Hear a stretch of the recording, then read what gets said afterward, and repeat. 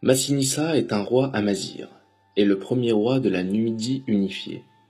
Son nom a été retrouvé dans son tombeau à Cirta, l'actuelle Constantine, sous la forme consonique Msensen, qui veut dire leur seigneur.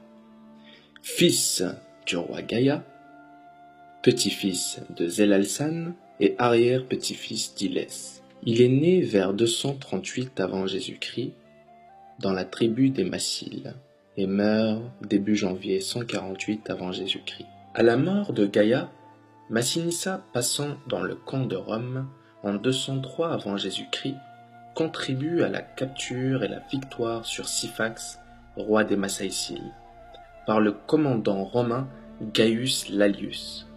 Syphax est alors envoyé à Rome en tant que prisonnier où il meurt en 202 ou 203 avant Jésus-Christ.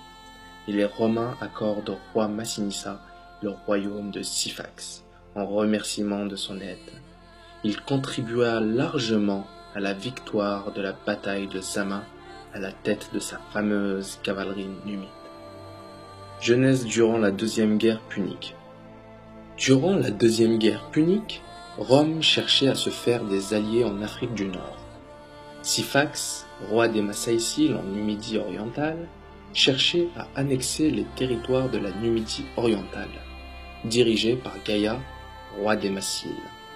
C'est ainsi que Syphax accepta 3 centuries romaines et se retourna contre Carthage. Carthage vint en aide à Gaïa, en échange de 5000 cavaliers numides sous le commandement du jeune Massinissa, âgé de 25 ans, à partir de 212 ou 211 avant Jésus-Christ. Massinissa rejoint les troupes carthaginoises avec son fidèle ami Laminius en Espagne jusqu'à l'automne 206 avant Jésus-Christ. Il remporta une victoire décisive contre Syphax et mena avec succès une campagne de guérilla contre les Romains en Ibérie. Les Carthaginois battus à Ilipa finirent par perdre leur possession en Méditerranée. Le général romain Scipion, qui avait commandé l'armée en Espagne, songeait à apporter la guerre en Afrique et s'assurer le soutien des royaumes numides. Il gagna l'amitié de Massinissa à partir de 206 avant Jésus-Christ, avec lequel il avait passé un accord en secret.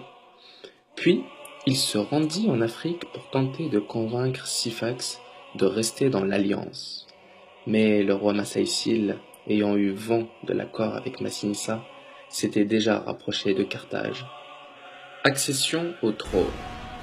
À la mort de Gaïa en 206 avant Jésus-Christ, son frère Ouesalcès lui succède. Marié à une Carthaginoise, nièce d'Hannibal, il bénéficie de l'appui des Carthaginois contre ses voisins et ses vassaux turbules. Mais Ouesalcès meurt et Capusa monte sur le trône. Usurpation. Capusa est immédiatement contesté par Metzoul, son cousin, issu de la fraction rivale de la branche régnante. Metzoul obtient des armes et des renforts de Syphax et s'attaque aux forces de Capusa. Le combat entre les deux clans donna la victoire à Metzoul. Capusa mourut en pleine bataille. Metzoul s'empara du pouvoir pour placer sur le trône Lacomazès, alors que, selon la tradition, le trône revenait à Massinissa. Carthage approuvait cette usurpation, scella alliance avec Metzoul et lui donna pour épouse la veuve d'Ouesalcès. Lutte. Massinissa apprit ces événements alors qu'il était en Espagne. Il décida de quitter Gadès pour la Maurétanie en 206 avant Jésus-Christ. Et craignant les représailles de Syphax, allié de son cousin, il demanda l'aide de Baga, roi des morts. Celui-ci lui offrit une escorte de 4000 hommes qui l'accompagna jusqu'aux limites de ses terres. Après avoir rassemblé 500 cavaliers parmi les siens et les fidèles partisans de la famille, il s'attaqua à ses adversaires. Lacomazès, qui s'apprêtait à quitter Thapsus, actuelle Tunisie, siège de son gouvernement pour se rendre à Cirta, afin de présenter ses hommages à Syphax, fut attaqué par Massinissa dans un défilé non loin de la ville. Vaincu dans cette embuscade, Lacomazès parvint néanmoins à prendre la fuite et à rejoindre Cirta.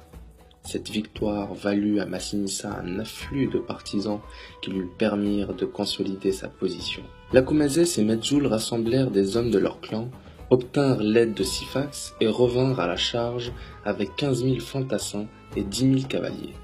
Malgré un nombre d'hommes bien moindre, Massinissa est encore victorieux et leur inflige une dure défaite.